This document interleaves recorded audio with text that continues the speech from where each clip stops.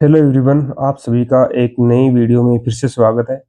आज हम कक्षा प्लस गणित विषय की चैप्टर नंबर 1, ठीक है, चैप्टर नंबर 1 है वो 1 दिसंबर 2025 के ब्लूप्रिंट के अनुसार मैं आपके लिए इसमें सिर्फ 10 क्वेश्चन लेके आया हूँ और वो 10 क्वेश्चन हैं जो पिछले बोर्ड एग्जामों में पूछे गए हैं। और वो क्वेश्चन सभी क्वेश्चन में आपको नहीं करवाने वाला, क्योंकि इसमें 4 अंक के क्वेश्चन पूछे जाएंगे और जो इस वर्ष जो क्वेश्चन आने वाले हैं वो आपके ब्लूप्रिंट में ये बताया गया है कि 2 क्वेश्चन तो आएंगे बहुविकल्प वाले यानी अवैध वाले और 2 क्वेश्चन आएंगे अति लघुत्तरात्मक यानी वो भी बहुविकल्प के समान ही होने वाले हैं। तो 4 क्वेश्चन आएंगे 4 अंक के। तो इसमें इसका मतलब क्या है कि आपको 2 अंक वाले क्वेश्चन, 3 अंक वाले, 4 अंक वाले क्वेश्चन तैयार करने की जरूरत नहीं है। समझ रहे हो ना मेरी बात को? सब इस बात को नोट कर लेना, क्योंकि आपको बड़े क्वेश्चन निकालने की जरूरत नहीं है इस चैप्टर से, ठीक है ना? तो अपन वो सिर्फ छोटे छोटे क्वेश्चन है वही इसके अंदर सरल करने वाले हैं। तो मैं आपको बहुविकल्प वाले और अति लघुत्तरात्मक के क्वेश्चन करवाने वाला हूँ और ये क्वेश्चन समझ लेना, क्योंकि संख्याएं चेंज होंगी, इनके अलावा और कोई क्वेश्चन इस चैप्टर से बनता भी नहीं, ठीक है ना? तो संख्याएं समझना अच्छे से और कैसे क्या करते हैं ये देखिए। पहले सबसे पहला क्वेश्चन है आपकी 400 के अभाज्य गुणनखंडों की घातों का योगफल है। तो यानी सबसे पहले अपन 400 के अभाज्य गुणनखंड करने हैं, ठीक है? तो मैं यहाँ पे 400 के अभाज्य गुणनखंड करके आपको सबसे पहले दिखाऊंगा। देखो 400 एक ऐसी संख्या है जिसमें इकाई का अंक क्या है? 0 है। कितना आ रहा है इकाई का अंक? 0। और जब तक इकाई का अंक 0 है उस संख्या में 2 का भाग जाता है ना? यानी 2 का भाग कौन कौन सी संख्या में जाता है? जिसमें इकाई का अंक क्या हो? 0, 2, 4, 6, 8। अगर ये 5 अंक इकाई की जगह आते जाएंगे तब तक आपको 2 का भाग ही लगाना है, ठीक है? तो इसमें 2 का भाग लगा रहे हैं। 4 में कितनी बार जाएगा? 2 बार और 2 0 आ गए। फिर 2 का भाग ही लगाएंगे। आपको पता तो चल गया क्यों लगा रहे हैं 2 का भाग। 2 का भाग 2 में एक बार जाएगा, 2 0 उतार दिए। फिर 2 का भाग लगाएंगे, 10 में जाएगा 5 बार, फिर 0 आ गया। फिर 2 का भाग लगाएंगे, 5 में जाएगा 2 बार, 1 बच गया, 0 उतारा 10 में 5 बार। अब ये बात ध्यान देना, इकाई का अंक कितना आ गया? 5। यहाँ पे 5 नहीं है ना, इसका मतलब इस संख्या में 2 का भाग नहीं जाएगा। और 3 का भाग, 3 का भाग की कैसे पता चलता है कि इसमें 3 का भाग जा रहा है या नहीं जा रहा? तो इन अंकों का जोड़ करके देखना होता है। 5 और 2 कितने होते हैं? 7। 7 में 3 का भाग नहीं जाता, इसका मतलब इसमें 3 का भाग नहीं जाएगा। तो 3 से अगली अभाज्य संख्या, देखो अभाज्य गुणनखंड में हमेशा अभाज्य संख्याओं का ही भाग जाता है। तो अभाज्य संख्या मैंने आपको 1 से 50 तक की सब वीडियो में बताई हुई है, वीडियो देखोगे सब याद हो जाएगा, ठीक है? कैसे बताई है वो भी ट्रिक भी बताइए, तो याद जरूर करना। तो 3 से अगली अभाज्य संख्या होती है 5। तो 5 का भाग 25 में जाता है 5 बार, फिर 5 में 5 का भाग 1 बार। अब इसमें पूछा क्या? देखो अभाज्य गुणनखंडों की घातों का योगफल पूछा है। तो यानी देखो 2 कितनी बार आया? 1, 2, 3, 4। 2 की घात है 4। 5 कितनी बार आया? 2 बार। तो 4 और 2 कितनी हो गई घात? 6 हो गई। तो यानी इनका योग हो गया 6। ऑप्शन सी सही हो जाएगा। ऑप्शन सी सही हो जाएगा। नेक्स्ट क्वेश्चन देखो, एक दो अंकों की संख्या में इकाई का अंक x तथा दहाई का अंक y है तो वह संख्या है। देखो दो अंकों की संख्या ऐसे लिखी जाती है, याद रखना। जैसे ये दो अंकों की संख्या 10 है, 2 अंक है ना, ये 2 अंकों की संख्या। इसमें ये बोल रहा है कि इकाई का अंक तो कितना है? x है और दहाई का अंक कितना है? y है। तो देखो इनको दोनों को जोड़ना है, इकाई के अंक को और दहाई के अंक को हमेशा जोड़ना। तो इकाई का अंक पहले लिखा जाता है, दहाई का अंक बाद में आता है। इनका दोनों का जोड़ करना है। और 10 हमेशा 10 लिखा जाता है दो अंकों की संख्या में, और वो 10 हमेशा दहाई के अंक के साथ में आता है। क्यों आता है? क्योंकि जैसे अपन गिनती शुरू करते हैं 1 से अपन 9 तक पहुंचते हैं, तब तक तो एक एक ही अंक होता है, और 10 तक पहुंचते ही दो अंकों की संख्या शुरू हो जाती है। दो अंकों की संख्या शुरू होती कहां से? 10 से। 10 से शुरू होती है, तो दहाई यहीं से तो बनता है। तो ये दाही का अंक है ना, ये y के साथ में, y दाही का अंक है तो इसके साथ में लिखेंगे। तो 2 अंकों की संख्या क्या होगी, 10y प्लस x। अगर दाही का अंक x होता तो x यहाँ लिख देते, 10 के साथ में गुणा में। तो इसका करेक्ट आंसर क्या होगा, 10y प्लस x होगा। ठीक है, क्लियर है ये बात आपको। नेक्स्ट क्वेश्चन देखो, नेक्स्ट क्वेश्चन है आपके 3 नंबर। यदि दो संख्याओं, परिमेय संख्याओं के एचसीएफ और एलसीएम बराबर हो तो वे संख्या होनी चाहिए, क्या होनी चाहिए, देखो वे संख्या हमेशा समान होनी चाहिए। क्यों, क्यों होनी चाहिए समान, तो भाज्य संख्या अभाज्य संख्या से अभाज्य संख्या नहीं हो सकती क्या, नहीं हो सकती। क्यों नहीं हो सकती, क्योंकि भाज्य संख्या कौन सी होती है, भाज्य संख्या कौन सी होती है, जैसे 4 है, 6 है, ये भाज्य संख्या है। इनका देखो एलसीएम और एचसीएफ निकालेंगे, दोनों अलग अलग आएंगे, बराबर नहीं आएंगे। ऐसे ही अभाज्य संख्याओं को भी अलग लगाते हैं, सहभाज्य संख्याओं की भी अलग लगाते हैं। लेकिन दोनों संख्या अगर समान है, जैसे मैंने 4 ले लिया, दूसरी संख्या भी 4 ले ली, तो इनका चाहे एचसीएफ निकालो चाहे एलसीएम निकालो, क्या आएगा, समान ही आएगा। ठीक है ना, तो समान संख्याएं होंगी तभी उनका एचसीएफ और एलसीएम दोनों क्या होंगे, बराबर होंगे। याद रखना इस बात को। ठीक है, और ये क्वेश्चन आपको कौन कौन से वर्ष में पूछे गए हैं, ये बात मैं आपको पहले बताना भूल गया था, सॉरी इसके लिए। यहाँ पे मैंने इसका वर्ष लिख रखा है, देखो यहाँ पे इसका वर्ष लिख रखा, सभी सवालों में कौन से वर्ष में ये क्वेश्चन पूछे गए हैं। कोई एक ऐसा सिंगल क्वेश्चन आपको नहीं मिलेगा जो बोर्ड एग्जाम में नहीं पूछा गया हो। इससे आपकी प्रिपरेशन है वो बहुत ही अच्छी हो जाएगी। वीडियो को ध्यानपूर्वक जरूर देखना। ठीक है, नेक्स्ट क्वेश्चन देखो, नेक्स्ट क्वेश्चन है हमारा, निम्न में से अपरिमेय संख्या है। देखो अपरिमेय संख्या, आपको इसमें अपरिमेय संख्या की पहचान करनी है। देखो जैसे 2 है, 2 है, कैसी संख्या है, परिमेय संख्या है, क्योंकि 2/1 लिख सकते हैं, परिमेय संख्या।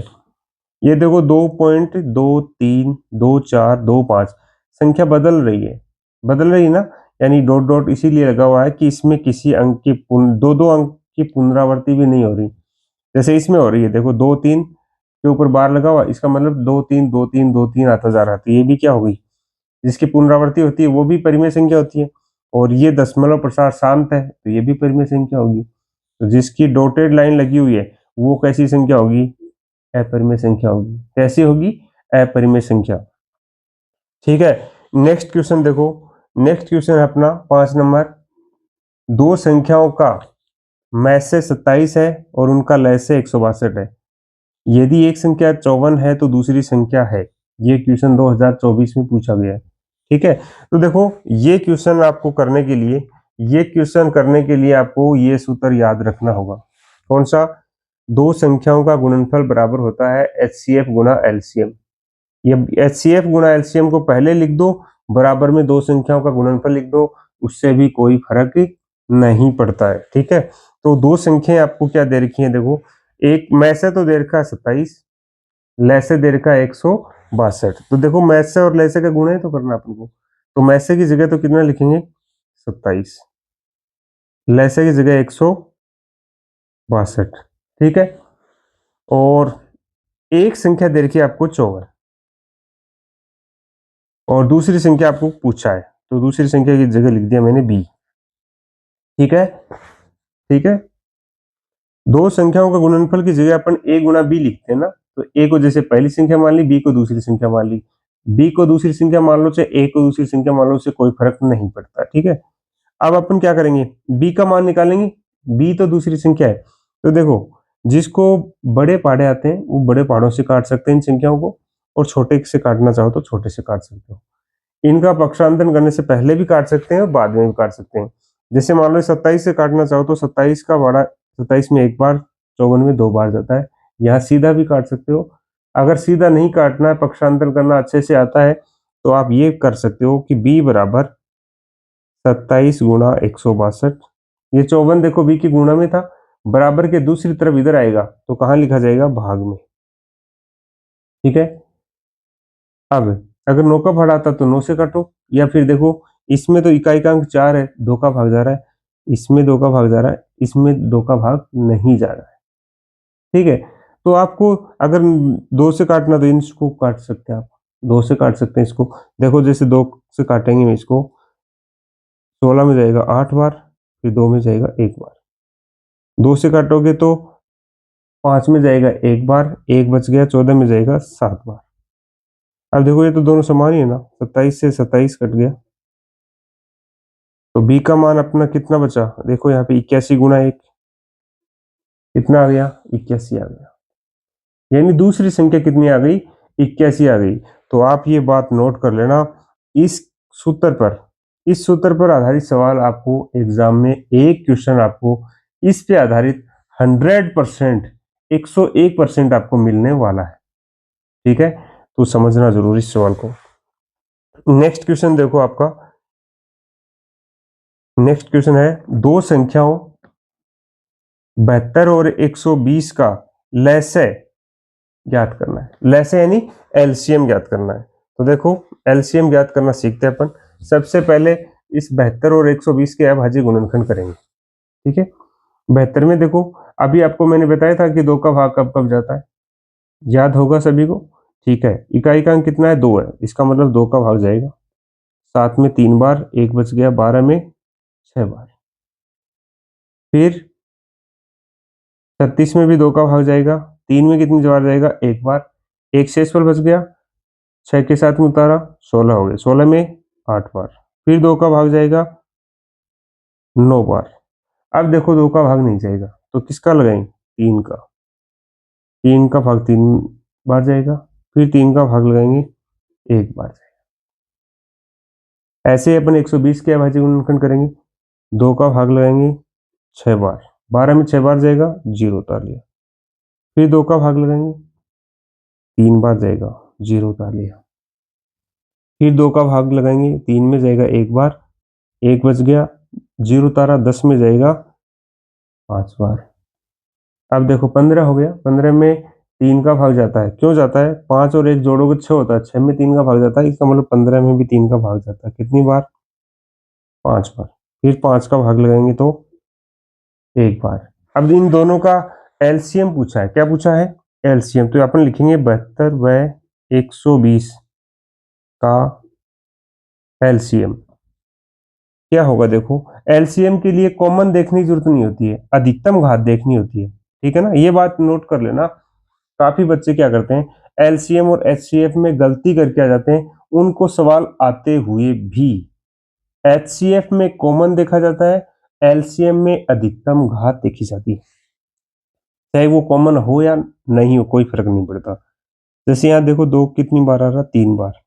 यहाँ भी कितनी बार आ रहा? 3 बार। कोई बात नहीं, 2 को 3 बार लिख लिया, यानी 2 की घात 3 लगा दो, 2 को 3 बार लिख लिया। ठीक है, फिर देखो 3 कितनी बार आ रहा है? 2 बार। यहाँ कितनी बार आ रहा है? 1 बार। तो अधिकतम तो 2 बार आया ना, 3 को 2 बार लिख दिया। फिर 5 आ रहा है, देखो 1 बार यहाँ पे, तो 5 को भी लिख दो। अब इन सबको गुणा कर लो।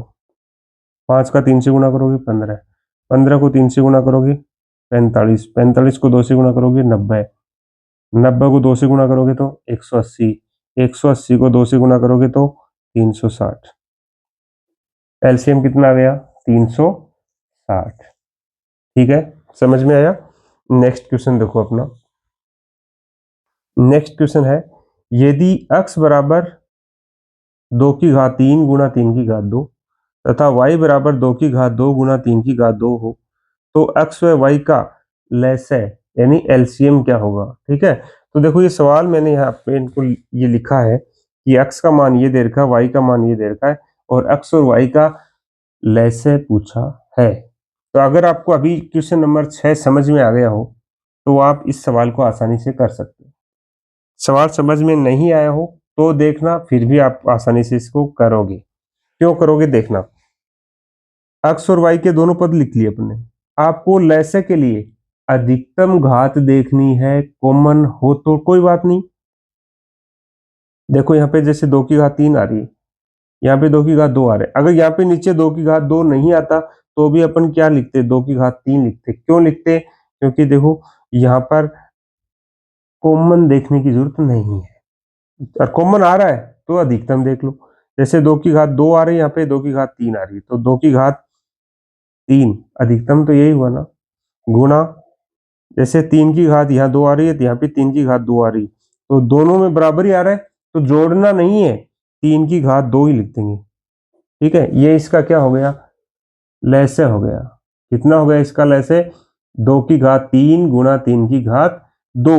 और इसको हल करना चाहो तो गुणा करके सरल कर सकते हो, या फिर इतना लिखा रहेगा तो भी आपका अक्षर y का मान हो वो सही माना जाएगा। ये अति लघुत्तरात्मक ये क्वेश्चन में पूछा जा सकता है। ठीक है, और ये क्वेश्चन आया हुआ भी है। ठीक है ना, ये क्वेश्चन आया हुआ भी है, देखो 2024 में पूछा गया है। नेक्स्ट क्वेश्चन अपना, नेक्स्ट क्वेश्चन देखो, दो संख्याएं दे रखी है आपको, 616 और 32 का HCF पूछा है। क्या पूछा है, HCF। तो अपन HCF निकाल के देखेंगे। सबसे पहले इसका अभाज्य गुणनखंड करेंगे, तो अभाज्य गुणनखंड करो इसके। देखो मैं ये सवाल लिखा है यहाँ पे, 616 और 32। सबसे पहले इसके अभाज्य गुणनखंड कर दें। इकाई का अंक 6 आ रहा है, 2 का भाग जाएगा। 6 में कितनी बार जाता है, 3 बार। 1 उतारेंगे, भाग नहीं जाएगा। अगला अंक उतारेंगे, उससे पहले यहाँ उतारेंगे 0। ठीक है, काफी बच्चे यहीं पे इस सवाल को गलत कर देंगे। क्यों कर देंगे, देखो 2 का भाग 6 में लगा देंगे 3 बार, फिर 1 में लगाएंगे नहीं जाएगा, 16 में लगा देंगे 8 बार, यहाँ पे सीधा 38 लिख देंगे, 0 लगाएंगे नहीं। उनका सवाल यहीं पे खत्म। ये गलती आपको नहीं करनी है। ठीक है, फिर इसमें 2 का भाग लगाएंगे, 3 में 1 बार, 1 बच गया, 0 तारा 10 में 5 बार, फिर 8 में 4 बार, फिर 2 का भाग लगाएंगे 7 बार, 15 में 1 बच गया, 14 में फिर वापस कितनी बार जाएगा, 7 बार। अब 2 का भाग नहीं जाएगा। क्यों नहीं जाएगा, क्योंकि इकाई का अंक आ गया 7। तो फिर 3 का लगा के देखेंगे, 3 का भी नहीं जाएगा, क्योंकि 7 और 7 14 होता है, 14 में 7 का 3 का भाग नहीं जाता। 5 का तो जाने का सवाल ही नहीं है, क्योंकि इकाई का अंक 0 या 5 होना चाहिए। तो अगली अपरिमेय संख्या 7 आती है, 7 का भाग चला जाएगा, 7 में 1 बार 1 बार। और 11 अपरिमेय संख्या है, तो 11 अभाज्य संख्या है, तो 11 में 11 का भाग ही जाता है, आपको पता है, 1 बार। ठीक है, अभाज्य संख्या में अभाज्य संख्या का ही भाग जाता है। फिर 32 के करेंगे, 32 में 2 का भाग लगाएंगे, 3 में 1 बार, 1 बच गया, 12 में 6 बार, फिर 2 का भाग लगाएंगे 8 बार, फिर 2 का भाग लगाएंगे 4 बार, फिर 2 का भाग लगाएंगे 2 बार, और फिर 2 का भाग लगाएंगे 1 बार। और आपको तब तक उसका पीछा नहीं छोड़ना है भाज्य गुणनखंड का, तब तक नीचे यहाँ पे 1 नहीं आ जाता है। ठीक है ना, 1 आ गया। अब इनका HCF निकालेंगे, 616 व 32 का HCF। ठीक है, तो HCF के लिए हमेशा कॉमन संख्या देखी जाती है। कॉमन संख्या यानी उभयनिष्ठ संख्या। जैसे 2 इसमें कितनी बार आ रहा है, 3 बार। इसमें कितनी बार आ रहा है, 5 बार। तो 3 बार वाला, 3 बार तो दोनों में आ रहा है, देखो 3 बार दोनों में आ रहा है, तो 3 बार लिखेंगे 2 को। ठीक है ना, और 7 यहाँ आ रहा है, यहाँ नहीं आ रहा, तो नहीं लिखना। 11 यहाँ आ रहा है, यहाँ नहीं आ रहा, ये भी नहीं लिखना। इनका गुणा कर दो, 2 का 2 से गुणा करोगे 4, 4 का 2 से गुणा करोगे तो 8। HCF कितना आ जाएगा आपका, 8 आ जाएगा। समझ में आया क्या। चलो अगले सवाल की तरफ बढ़ते हैं। अगला सवाल है आपका, अगला सवाल देखो, अभाज्य गुणनखंड विधि द्वारा पूर्णांक दे रखे हैं 375 और 675, इनका भी क्या निकालना है, HCF निकालना है। तो दोनों पूर्णांक यहाँ अपन ने लिख रखे हैं। सबसे पहले इनके अभाज्य गुणनखंड करेंगे और फिर इनका HCF निकालेंगे। तो देखो सबसे पहले किसका भाग जाएगा, वो देखो 2 का तो नहीं जाएगा। क्यों नहीं जाएगा, क्योंकि इकाई का अंक 0, 2, 4, 6, 8 में से कोई भी नहीं है, इसमें भी नहीं है, दोनों में 2 का भाग तो नहीं जाएगा। 3 का लगा के देखेंगे, 3 का लगाने की कंडीशन देखो, 5 और 7 12 और 3 15 है, 15 में 3 का भाग जाता है, इसमें भी जाएगा। 3 का भाग 1 बार, 7 में 2 बार, 1 बच गया, 15 में 5 बार। अब देखो 5 और 3 हो गए ना, ये 8, 8 में नहीं जाता, इसका मतलब इसमें 5 का भाग जाएगा। कितनी बार, 2 बार, 2 बच गए, 25 में 5 बार, 25 में फिर 5 का भाग 5 बार, फिर 5 का भाग 1 बार। यहाँ देखो 6 6 बार 18, इसमें भी 3 का भाग जाएगा कितनी बार, 2 बार, 2 बार, 1 बच गया, 15 में 5 बार,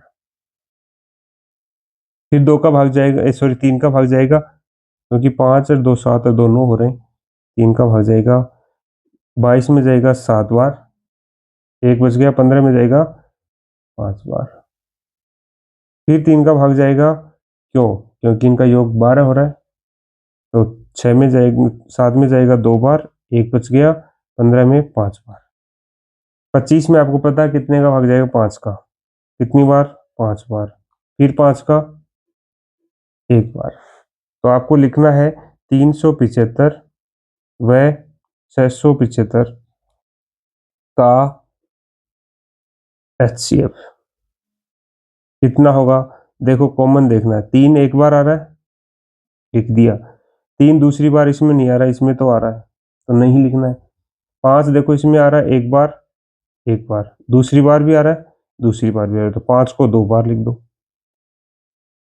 अब इनको गुणा कर लो, 5 का 5 से गुणा करोगे 25, 25 को 3 से गुणा करोगे तो 75। HCF कितना आ गया इसका, 75 आ गया। ठीक है, समझ में आ रहा है।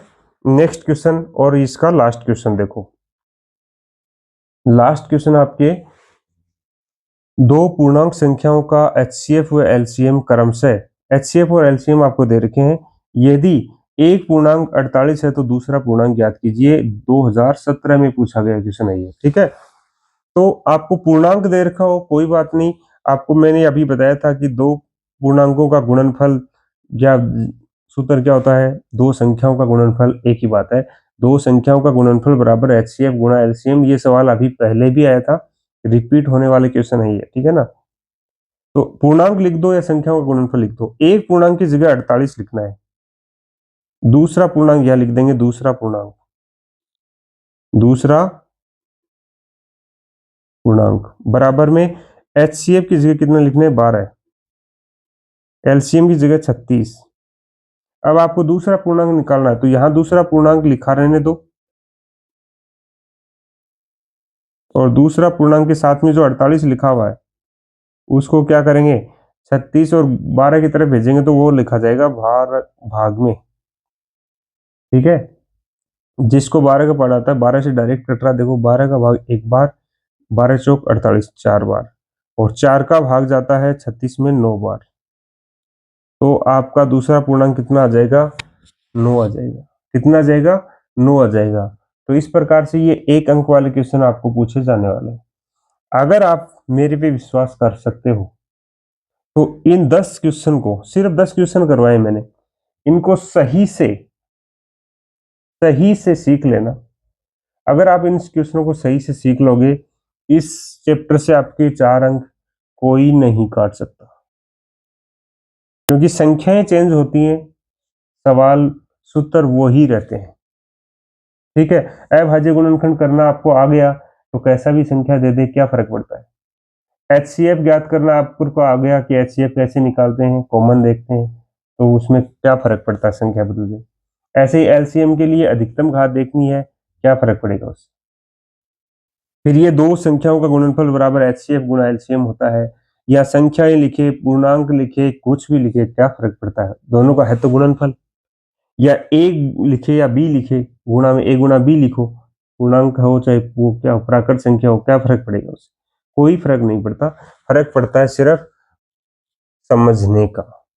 ठीक है, तो मिलते हैं नेक्स्ट वीडियो में एक नई ऊर्जा के साथ, तब तक के लिए धन्यवाद। जय हिंद, जय भारत।